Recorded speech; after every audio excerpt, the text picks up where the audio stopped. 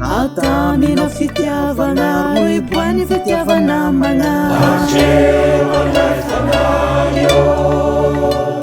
Ape wangayanu isan vumuhulu Shinigidanga ikusahu pangambaka Arsahu piasiade Ape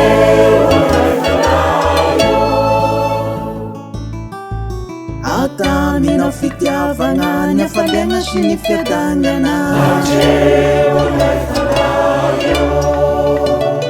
Ape wangaya diam nyutupushi fashiana Saulavu ni fitiava karena ifalila sa Ape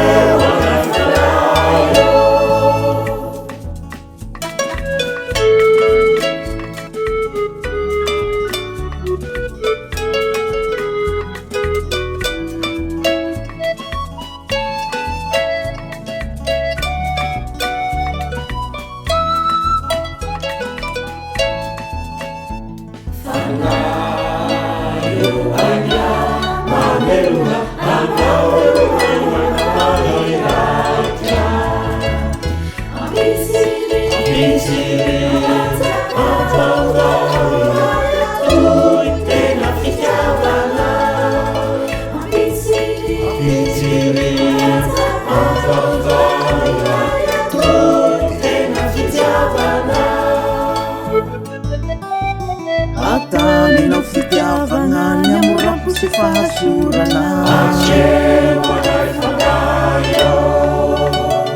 Ape wangaifadi Nyakasu sifalungana Andresi nyavunga Harini enjikya